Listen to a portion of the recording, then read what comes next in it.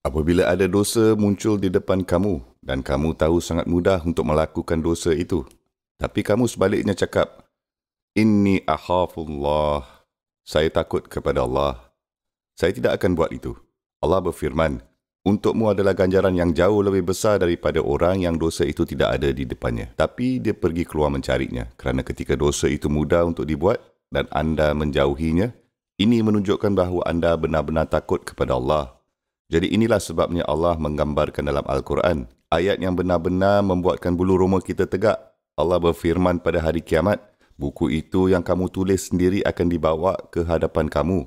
Buku saya, buku kamu. Siapa yang tulisnya? Tak lain tak bukan, saya tulisnya sendiri, kamu tulisnya sendiri. Dalam erti kata lain, bahawa itu adalah amal saya dan amal kamu bukan orang lain punya amal. Ini perbuatan kamu sendiri, jadi tulislah buku kamu sendiri dengan betul. Ketika kamu pergi mengarang buku, kamu tidak mahu ada kesalahan dalam buku kamu, kan?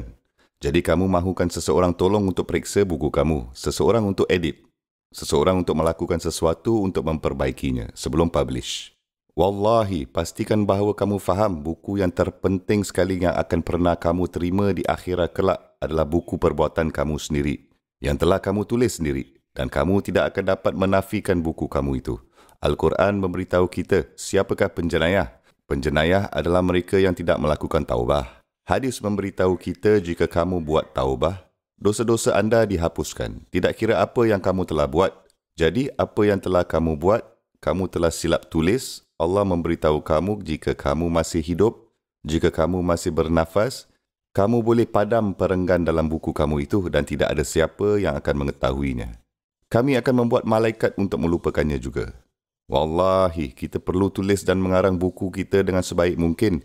Jadi seseorang mujrim akan mengatakan pada hari itu dan dia akan risau, bimbang.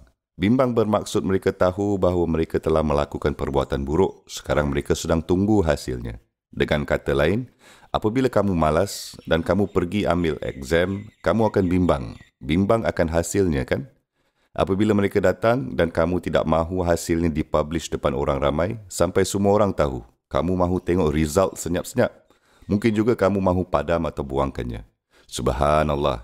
Jadi saudara-saudari dihormati, di hari penghakiman tidak akan jadi macam itu. Allah berfirman, mujrimin dan penjenayah ini, mereka sebenarnya akan risau. Risau kenapa? Mengenai apa yang ada dalam buku ini. Dan apabila mereka melihatnya sendiri, mereka akan berkata, Ya wailatana, kemusnahan bagi kita.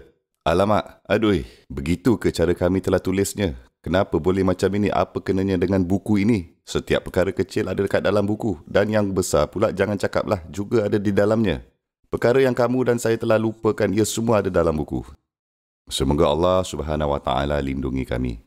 Allah Subhanahu Wa Taala berfirman bahawa penjenayah akan berkata, apa kena dengan buku ini? Ia tidak melepaskan apa-apa.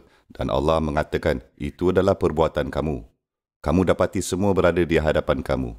Buku kamu akan muncul betul-betul depan kamu. Tidak ada apa yang kamu lakukan, ke mana sahaja kamu telah pergi. Tidak ada apa yang telah kamu lihat atau ucapkan atau tangani dan sebagainya. Setiap pergerakan kamu telah direkodkan dalam buku kamu ini. Kamu tidak akan dapat nafikan buku kamu. Kamu tidak boleh menafikannya.